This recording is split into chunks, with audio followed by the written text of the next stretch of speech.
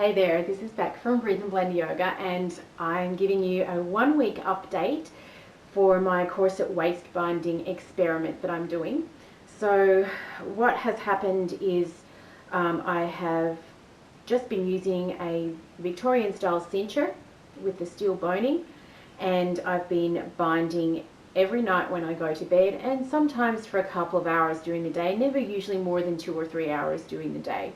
I actually found that it was very comfortable to sleep in because I ended up sleeping in normally in some weird back bends and side bends, and I wake up with a sore back and an overstretched one side and a tight other side because of the way that I sleep. But I found that binding with the corset has meant that my spine has stayed pretty stable all night. So I've found that that has been an added benefit of sleeping in my cincher. And I have checked my measurements a couple of times because it seemed it was such a dramatic shift. Now, I haven't changed my diet. I haven't added in any specific core exercises for building up strength and flattening your belly and stuff like that. And I have just been doing my usual, sometimes I'll go on a bike ride for half an hour, maybe 3 times a week, and I do 2 work classes a week, dance fitness classes. So I haven't changed or increased my exercise either.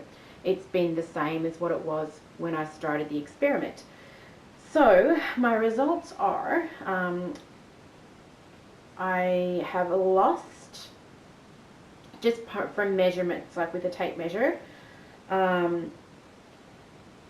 Before I go through the measurements, I have also need to mention, I noticed that when I was measuring myself in the morning, my measurements were a lot smaller than when I measured myself in the afternoon. So this measurement final total that I'm giving you is over the course of the week, and what my measurements are finished at as of 5 minutes ago when I measured. Okay, so I have lost 1 centimeter around the top. I've lost, I've lost 2 centimeters at the top. I've lost 6 centimeters around the belly button, around the small of the waist area, and I have lost 3 centimeters in the hip, kind of your love handle kind of area. So let's just check to see if my muscles have come back together, because that was the purpose of the experiment.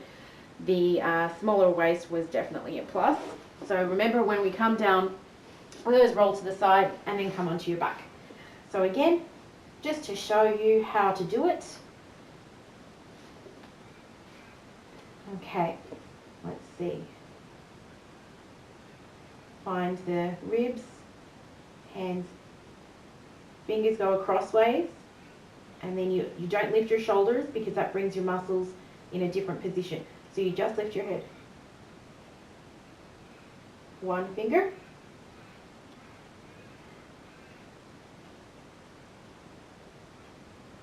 Good. Just check that one again. 1 finger.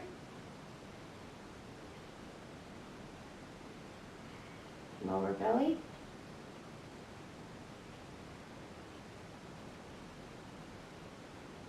2. Double check that again. I'm right-handed, so I'm going to use my right hand.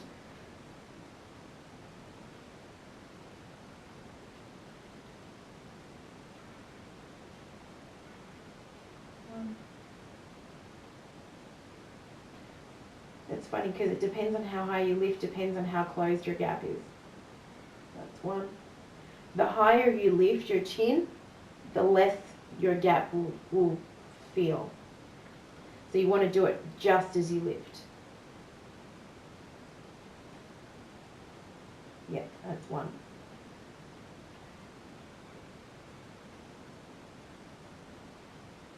2.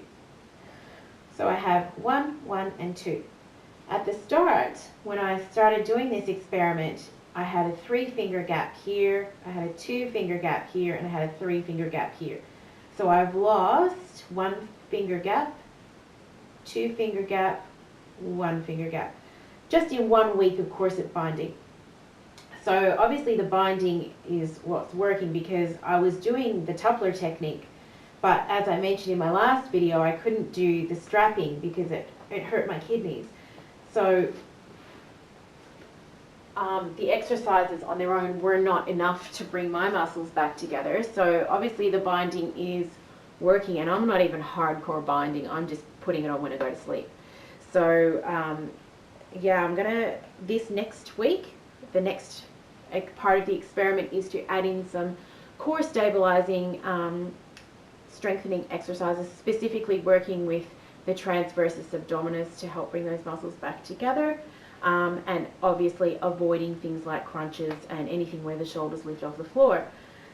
So that's the update. So it has brought my muscles back together. A 1 finger gap is considered to be healed. I would like to see it a little bit closer than that, but I'm just being a little bit of a perfectionist here. But they say that a 1 finger gap is considered to be healed. So now I have taught 2 yoga classes this morning, so even despite teaching those classes, my gap is still very small. This morning I double checked and it was 1 finger all the way, but obviously moving and stretching with yoga has brought that a little bit apart in certain areas. So yeah, that's going to be part of my struggle being a yoga teacher. So yeah, I will continue to cinch, and I will add in some exercises, and when I develop those exercises, I'll do a video of what exercises I'm doing. So if you want to follow along, you can do it too. If you have any questions, just put them in the comments. Namaste.